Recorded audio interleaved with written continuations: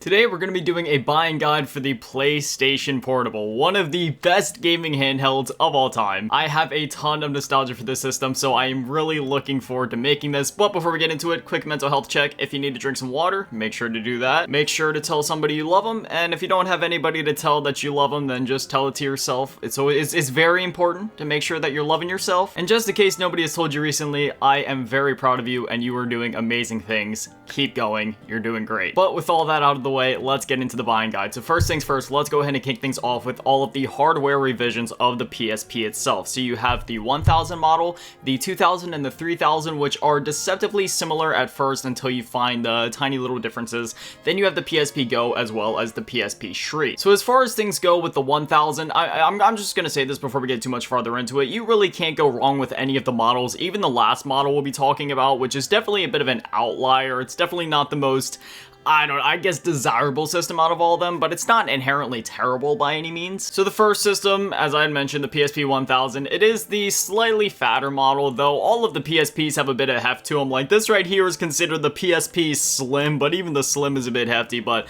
the 1000 is even heftier, and you know, overall, it's a solid system. You can't go wrong with it. However, if you're looking to mod the system, I would probably stay away from the 1000 just due to the fact that it does have less RAM than the rest of the PSP models, which means that you are going to be slightly restricted and may have worse performance or just a harder time navigating and working with the system due to the fact that it does have less memory, which means that I would recommend going with either the next model we're going to be talking about or any of the other ones. So next up we have the PSP 2000, which is also not the one that I have here. That one is a pretty solid system overall. Again, it's going to be the same size as the one that I have here, the 3000, because the 2000 and the 3000 principally as far as the outside goes is mostly similar. The 2000 has double the RAM of the 1000, and the screen for the most part, it looks good. However, the one main complaint with the 1000 and the 2000 models is the fact that there can be some quite apparent ghosting whenever there's a lot of objects in motion or objects are moving really fast, which also leads into the one thing with the 3000 that is also kind of controversial, so we'll go ahead and get to that since that's really all there is to cover about the 2000. The 3000 internally and externally is mostly the same. However, when you see this ring on the back, the 3000 has a smaller ring overall than the 2000 does. The 2000's ring is actually going to be a bit bigger, so if you're having a hard time deciphering, is this a 1000 or is this a 2000 or a 3000, that ring will be a good indicator because the 3000s will be slimmer. Also, if you look at the bottom there, there's like a little barcode and it says, hey, this is the PSP 3001. Don't worry about that last number. You know, it doesn't need to just say 3000 or 3001, 3002. That last number just signifies what region it's from. So if you want a US model, for example, you'd want it to say 3001.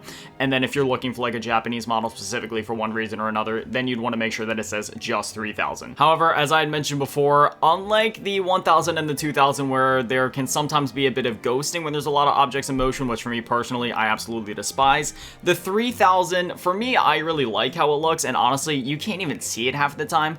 There's these like scan lines on the screen, sort of like what you would see on a CRT, which you can kind of see from time to time.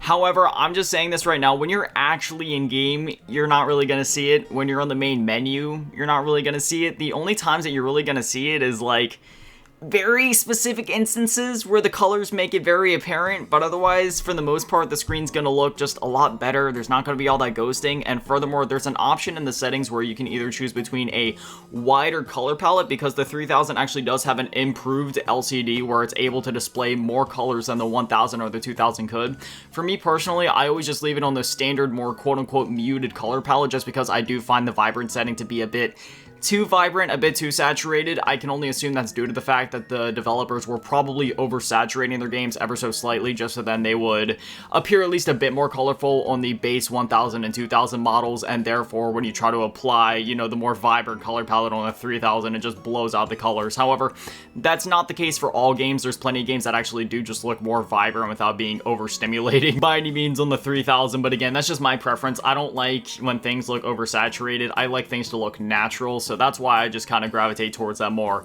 natural, quote-unquote, muted color palette, which is basically one-to-one with the original PSP 1000 and 2000, but there is like a 90% of PSP 3000 owners do say that they prefer the vibrant color palette, so it'll be on a case-by-case basis, but that is worth mentioning there. If you want your videos and your games and such to look better, or at least more colorful, then you'll probably want to go for the 3000, which then leads us into the PSP Go, which unfortunately, you know, if you're all about that physical collecting, you don't want to mod the system, it does not have a UMD drive. It is a digital only system. So for the UMD drive on the, you know, normal PSP, it's real easy. You just flick it open, you slide in the UMD, and it's that easy. So if you decide to go with the PSP Go, which a lot of people do decide to do because it is a very nice system and it is really nostalgic. Every time that I see the PSP Go, it reminds me of my first phone, which was called a Sidekick.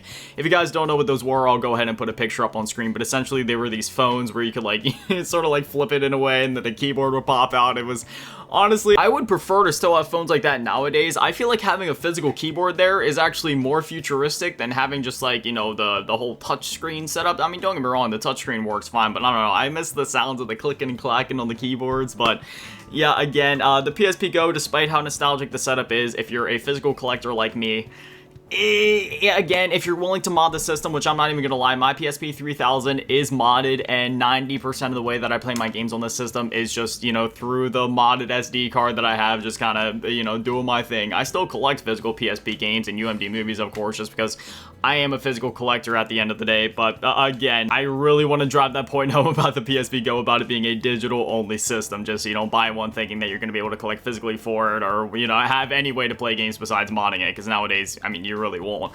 And then we have the PSP Street, which is essentially just like a cheaper version of the PSP 3000. I actually don't know if the screen, I'm pretty sure the screen is more akin to like the 1000 or the 2000, where you can expect some ghosting. It probably doesn't have the vibrant color palette settings. Don't quote me on that though. I'm not exactly sure because I don't have a PSP Street model, because it was exclusive to the UK. It never actually got an official release in the US. You know, PSPs are region free, so it's not like that's a huge thing you're gonna have to worry about. At least as far as games are concerned, it's a really weird thing where UMD movies are region locked, but UMD games are not region locked. So if you get a UK version of the PSP, aka the PSP Street, you'll be able to play Monster Hunter on a UMD, but unfortunately you won't be able to watch Spider-Man 2 if you have a US version. You'll have to go out and get a UK version for that, but very niche example. It is also worth noting before we get to the next section that if you buy a PSP, buy a new battery. It doesn't need to be OEM. In fact, it might even be better if it isn't OEM.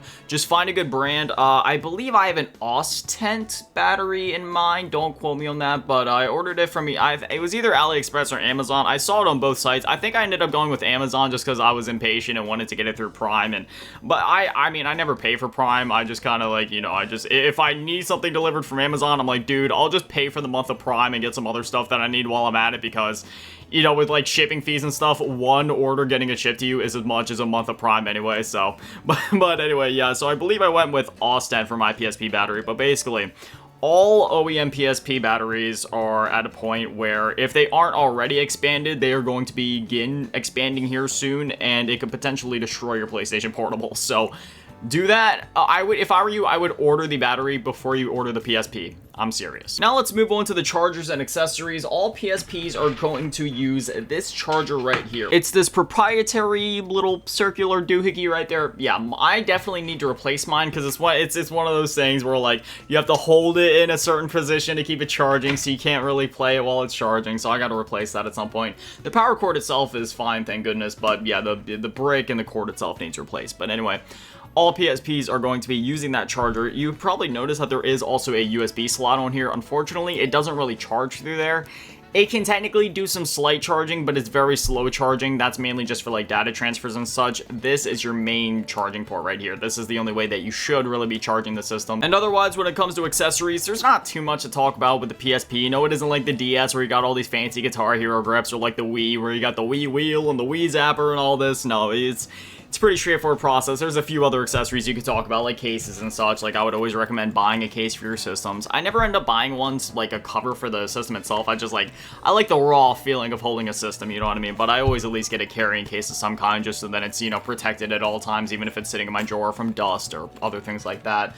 But, you know, as far as the system goes with other accessories, I would definitely recommend either getting a memory stick or doing what I did specifically and getting a memory stick duo, which is essentially a device that lets you use an SD card instead of just like a proprietary, you know, memory card for the system. Yeah, again, you can always just go with either like an OEM memory card or, you know, like a third-party one or something like that. But if you want to have more storage, especially if you plan to mod the system, which I believe you actually have to mod the system in the first place to use the memory stick duo with the SD card. Don't quote me on that. You'll have to do a bit more research on that. But yeah, I would recommend going that route. Personally, I have a 128 gigabyte SD card in here. Unfortunately, it is not enough to hold all of my games, but you really don't want to go above that, because even at 128, the XMB, it isn't slow, but you'll probably be adding on like an extra second or two to some of your load times when it comes to like in the XMB. When you're actually in game, load times and performance are not affected whatsoever. Once you're actually in game, it does not affect load times, it does not affect performance, you're fine. But in terms of just navigating the XMB, you know, like the home menu, the higher the SD card and the more you have on it, the more it's going to be slowing you down. So I would say 128 is the cap, because even then, it might slow down some of your navigation, but it's going to be like by half a second, maybe a second at most. Like, it's not even noticeable when I'm using the system. Whereas I feel like 64 gigabytes, which will obviously be like the next lower level, isn't enough for a PSP. I feel like 128, just when it comes to not making the system an absolute slog to traverse through, while also having enough storage to, you know, store a decent amount of games and other files and such.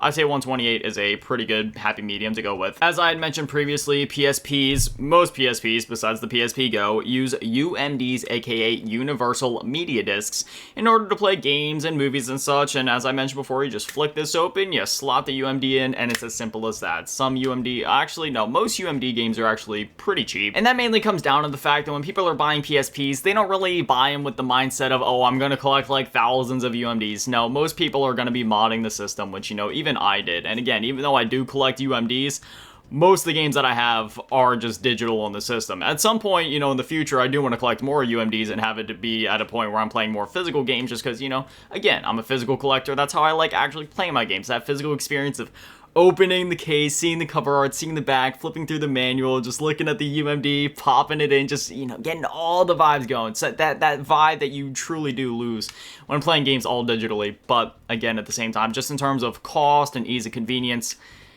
yeah, I'd probably recommend modding the system if you just want to get bang for your buck, get the most out of this thing. And unlike the DS buying guide I made a while ago, this is, I mean, we're already onto the games. It's a pretty simple, straightforward process when it comes to buying a PSP. You just want to get the system, a charger, get an SD card converter like the Memory Stick Duo, or an OEM memory card of some kind to save your games, and then you're kind of off to the races. So now I want to go ahead and talk about some games. So we have some of the well-known ones that I could have talked about, like Daxter, Secret Agent Clank, the God of War games, Final Fantasy Tactics, as well as Crisis Core, Metal Gear Acid, and Peace Walker. But instead, what I wanted to do is compile to about 20 games in total, 5 of them being PSP Minis, which are a whole other thing that we could make an entire video on talking about PSP Minis and the cool history of those. Essentially, they were sort of like the PSP's version of DSiWare, where they were smaller games for the most part. Not always, though, because one of the PSP Minis we'll be talking about was actually pretty huge, like a full-length FPS game, so we'll be talking about that. But then I also had 15 other games. Just,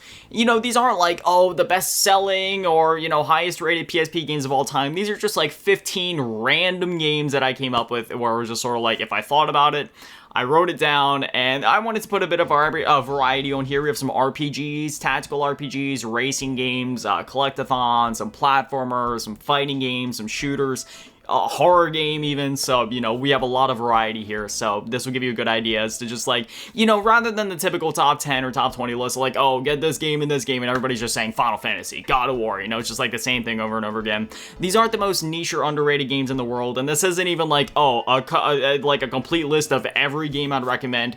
These are just some games I'd recommend, and if you're looking for more recommendations, I have played hundreds of PSP games over the years, and I'd be happy to recommend more to you in the comments if you would be looking for more recommendations. As I mentioned before, we have 20 games to go through, so we're not going to linger on just one for too long. I'll try to throw up some trailers on the screen if I'm able to find some that aren't copyright, you know, I have a bunch of copyright tied to them on YouTube. There's a few in here that were published by EA, and EA was a little stingy about that in the 2000s, so I'll have to be careful there, but First up, we have Spider-Man 3, and this one is really impressive because essentially the PSP version of Spider-Man 3 is the same that we got on the PS2 and the Wii. Not the same as the PS3 and 360.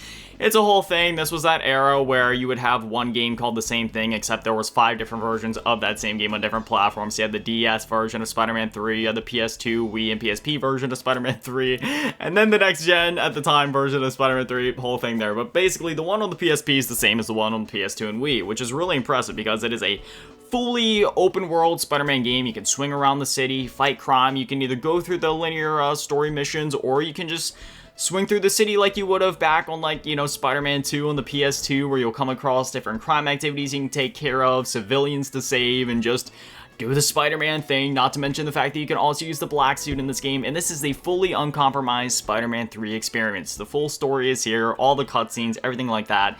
Seeing it back in the day blew my mind, and to this day, it still blows my mind, because it is very impressive seeing this game in action. Next up, we have The Godfather Mob Wars. Unfortunately, I cannot include a trailer for this game, because every time that I try to include gameplay of this game, it ends up, you know, EA does the thing, and they end up copyright striking me, but I'd recommend going up and looking up some gameplay or a trailer for this game, because it is really impressive and it's pretty cool. So this is The Godfather Mob Wars, forget if I said that already or not, but essentially the Godfather game on consoles, on like Wii, PS2, Xbox 360, and all that, was an open world GTA type of game that took place during the events of the first Godfather movie. And you know, it's one of my favorite games of all time because it takes a lot of the major scenes and events from the Godfather movie, which is one of my favorite movies of all time, and it lets you, your main character, which isn't actually a character from the Godfather, it's a custom character that you create, and it's sort of like this fanfic version of the Godfather while also staying true to the movie, and it lets you play through all the main events in this open world GTA type game. Obviously, you know, even though the PSP could handle a game like Spider-Man 3, which was still open world, The Godfather, just because of how much there was to that open world, I assume it was just a little too much for what the PSP could handle at the time, considering the fact that the game was released for the PS3 and 360 and managed to make it onto the PS2 and the Wii. However, we got a very comparable version on the PSP, which combined not only the open world-ish and action elements of the game, so you have all the main story plot beats that you would have played through in the main console version, like the moments where you're carrying the horse and putting it in the dude's bed, and he wakes up screaming, it's like, ah, sees the bloody horse head there, that's there, all the final assassinations at the end of the game, those are all there. Don't worry, that's not a spoiler, because it doesn't actually tell you, like, what main people you're going to be assassinating. I mean, it's a Godfather Mafia game, there's going to be assassinating, don't worry, I didn't spoil anything for you just there. But all of the main plot beats from the Godfather game and movie and such that you would have seen on the flagship version of the game are all here and accounted for. And then there's the Mob Wars aspect out of it, which basically turns it into like a card game, semi-RPG, tactical strategy game. It is so out there, and it's like, at first you'd be like, okay, how does this card game tie in with like an open world GTA type game? It works, and it works so well. You're gonna be like, it basically goes, you do a mission and then you do some management. You do a mission and then you do some management. And sometimes you might need to do some extra management. And during that management, there's also parts where there's going to be like gameplay intertwined with that. So say you're like, okay, so basically the whole thing of it, right, is getting as much territory as possible and taking over as much of NYC as possible. So then your family is like the head family. So sometimes, say, to take over some territory, you're going to need to take over certain businesses. So rather than just, you know, it being a constant thing of, okay, you do a story mission, then you do the card stuff, story mission, card stuff. Sometimes there's mini side missions inside of the card stuff, so you're still getting gameplay while doing the whole Mob Wars card game type of thing. And to, you know, sometimes to capture territory, you'll need to raid certain warehouses and bases, or you need to take over certain businesses. So you launch those missions, and rather than having all of the territory taking over bits take place during the card game, you can actually play out those segments. So you initiate the attack, you go in, it goes to actual gameplay, you know, you're in the car, you get out, you go in, you interrogate or vandalize the business that you gotta vandalize, you get the money, you get your guaranteed paycheck, and then that's that. And then, you know, you go back out to the car, escape the police, escape the gangs, whoever you gotta do. And the territory is yours, and then it moves you on to the next step of the card game. You play your cards until you can't no more, then it sends you on to the next story mission. Hopefully that all makes sense as I was explaining it, but it is a very addictive cycle, and it stays very true to the original game and story, and it is absolutely fantastic. One of my favorite and most played PSP games. I return to this one often. It is a fantastic version of the Godfather game, and I highly recommend it, whether or not you've played the main flagship version before. We still have 18 games to go through, so I'm going to try to pick up the pace. I don't want to linger on just one game for too long. That one I just wanted to explain a bit more since I couldn't provide any trailer footage. Next up, we have Lego Batman, which is literally the exact same as the flagship version that you would have gotten. gotten on the PS2, Xbox 360, PS3, Wii. There is some LEGO games where on, you know, the PSP or the PS Vita or the 3DS, it's going to be more of a pared-back handheld experience, but this is one of the few LEGO games that is just a complete one-to-one port of the console game, so I highly recommend this. LEGO Batman is one of my top 5 favorite games of all time, so you already know I had to put it there. I always have it on my PSP, one of my most played games, and not only in general, but also on my PSP. Absolutely adore LEGO Batman, of course. Such a fantastic video game. Next up, we have Split Second, and let me tell you something about Split Second. This is an underrated racing game. Now, obviously, this game was mainly just released for the Xbox 360 and the PS3 and all that. However, there was a very impressive PSP port released of the game, and it is pretty faithful. Obviously, it's a bit pared back in some of the content, some of the graphics and stuff like that, you know, mainly with the resolution and stuff, but for the most part, it is an uncompromised experience. You're still gonna have that lightning fast, arcadey racing, you're still gonna be bringing down cranes and buildings and setting off explosions to mess up the other people that you're racing against. It is an absolutely fantastic game and is quite the showcase for the PSP. It is so much fun, and I cannot recommend it enough. And even if you don't plan to buy a PSP, at least get it on your PS3 or 360. It is such a good game, so much fun, and it's also backwards compatible on the Xbox One and Series X and S, so that's another pathway there. Next up, I wanted to go ahead and recommend Ghost Rider, which is essentially like God of War, except Ghost Rider. This game was also available on like the PS2 and such, where it's essentially the same thing. However, the PSP version is a bit different. So the PS2 is a bit more of like a linear story type game, whereas on the PSP it's more of like a level based. Go in, kill 25 guys, there you go, that's the level, and it's very addictive, you know, with that pick up and play handheld nature. There's also a lot of other cool missions from the console game here, where, you know, you're gonna be like riding the motorcycle, fighting certain bosses and stuff. I don't want to spoil too much about the game, but it is a lot of fun, and the combat is very satisfying. There's some brutal finishers in this game, and I cannot recommend it enough. Again, it's sort of like a God of War clone, but it is absolutely fantastic. Next up, I wanted to go ahead and talk about Marvel Ultimate Alliance. If you haven't played Ultimate Alliance before, I mean, I don't even know what you're doing at this point, but obviously we've had 3 games in the series at this point, Marvel Ultimate Alliance 1 and 2, and then 3, which is unfortunately still just exclusive to the Switch, hoping it can get released on more consoles at some point so more people can experience it, but nonetheless, we have Ultimate Alliance 1 here on the PSP, and it is a one-to-one version of the game that you got on all the other consoles, which released on PS3, 360, Wii, PS2, and a bunch of other systems under the sun. This game translates beautifully to the PlayStation Portable just because, you know, I feel like the PlayStation Portable has always been one of the perfect systems when it comes to RPGs. I don't know what it is. I don't know if it's the aesthetic of the system, the controls of the system, just, I don't know, the vibes of the PSP, right? There's something about RPGs I just feel at home on the PSP. And Marvel Ultimate Alliance, obviously it's a bit of an RPG, leans more into the action side of things, but still an RPG at its core, so absolutely perfect for the PSP. Cannot recommend getting the game there enough. Next up, I wanted to go ahead and talk about Jean d'Arc. I don't know if that's actually how you're supposed to pronounce it, but we'll just go with it. This is a tactical RPG, a super underrated one at that. It is worth mentioning that if you have a PS4 or PS5, it is also available now through their PS Plus premium service, and you can also just, you know, buy it outright if you want to do it that way. That just released a few months ago.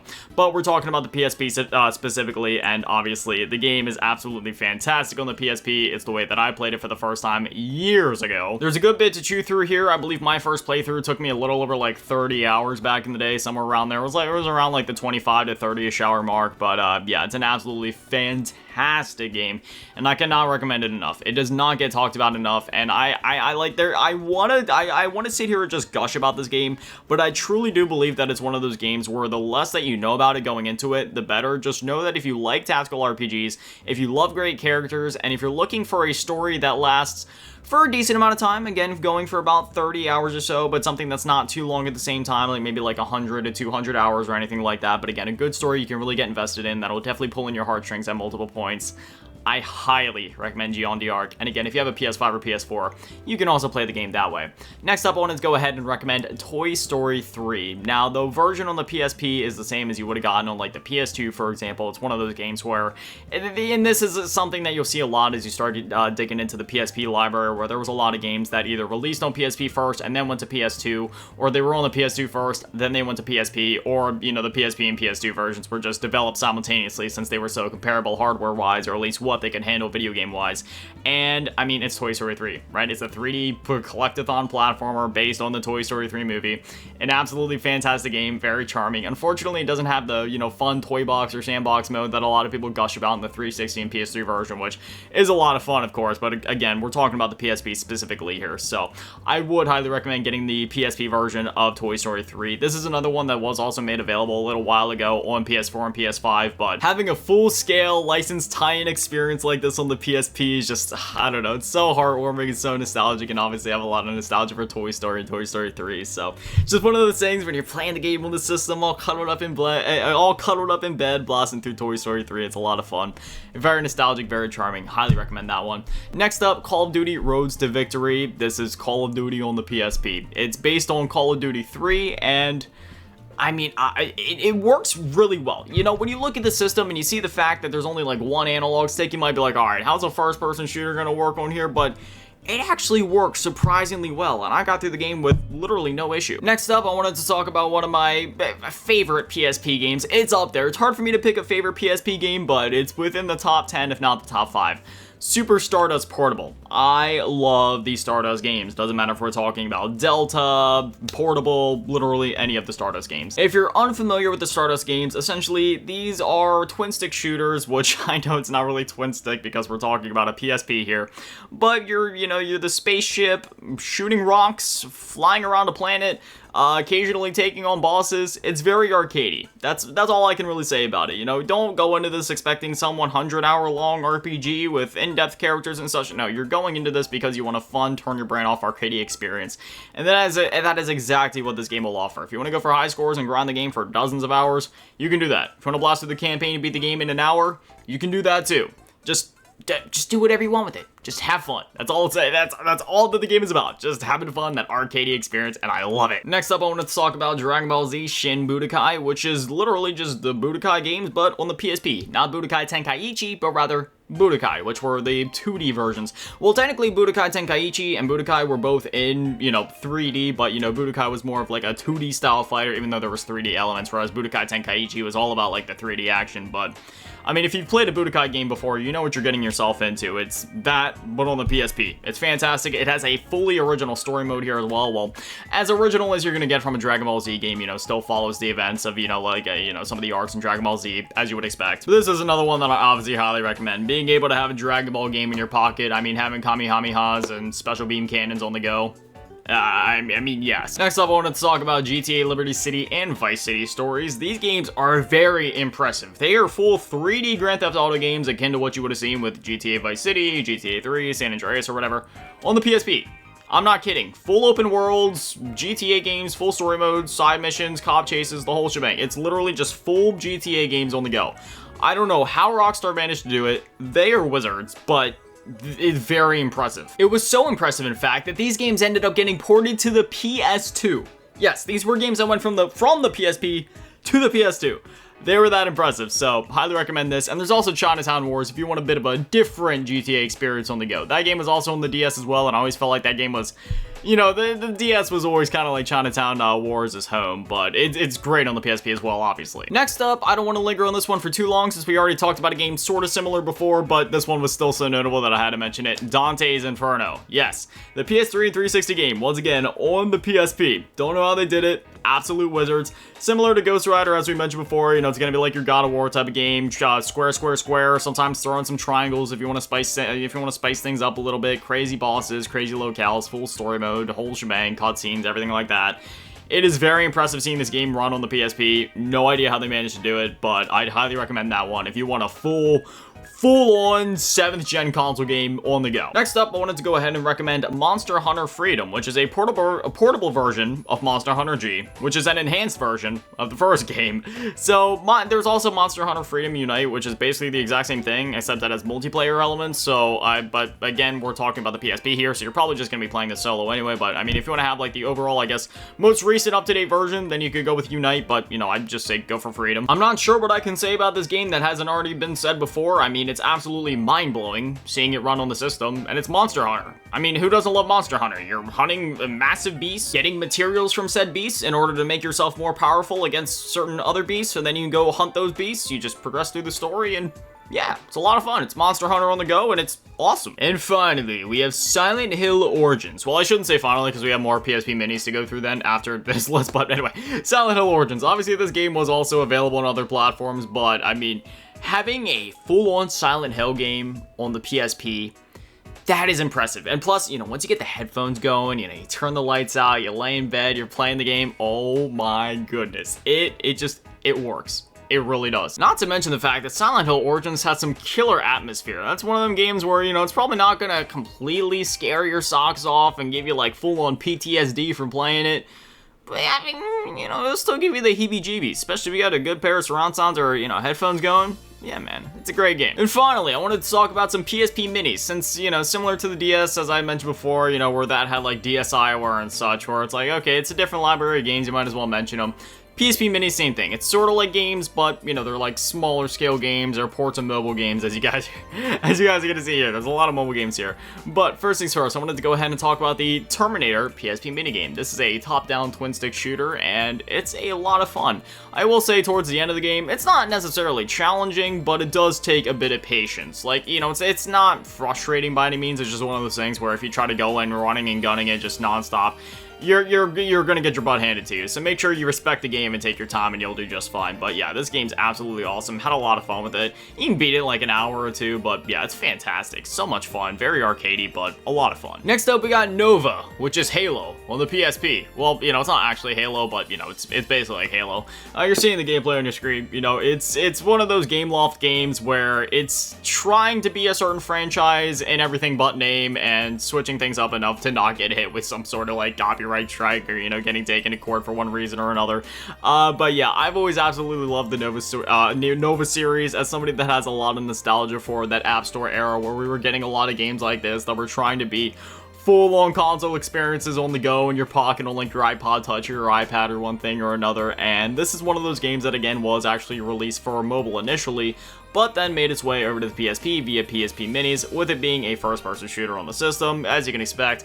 Since there's not a second analog stick, you are going to be using the face buttons to look around and all that, and then the, you know, the two shoulder buttons to shoot and aim and all that, but it works very well on the system.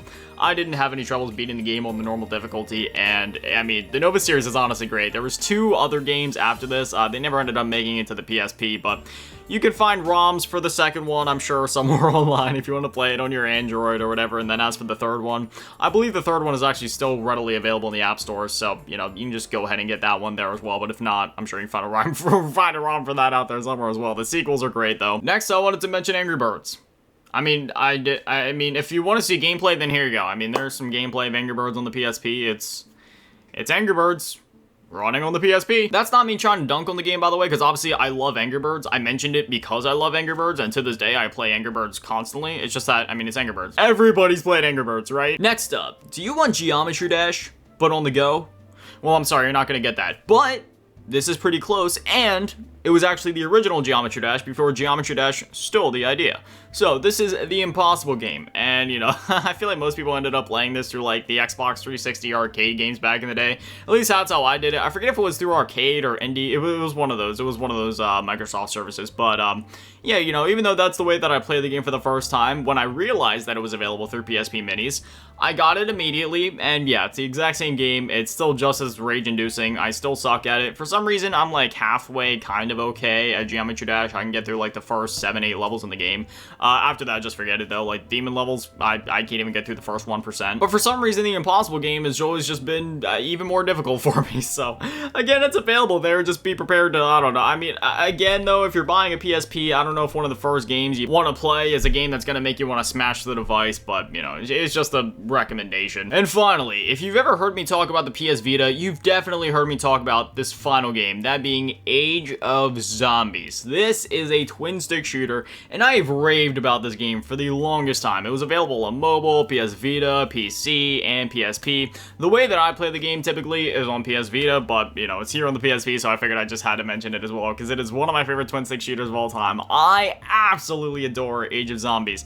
There's so much charm in this game, so much personality, so much character, so many laughs. No matter how many times I play the game, I still constantly laugh at all the gags and jokes and references references. It's surprisingly mature. You're playing as the main man, Barry Steak Fries, trying to stop the zombie apocalypse and traveling through time, and it is just absolutely insane. I love the game so much. Again, I've gushed about this game time after time again, so here I am doing my due diligence and gushing about Age of Zombies for the 174th time. But anyway, that is my PSP buying guide. All the revisions, accessories, chargers, memory sticks, and, you know, a handful of games that hopefully you can find at least a handful of those to buy at a retro game store, buy on eBay or Mercari, or acquire through other means.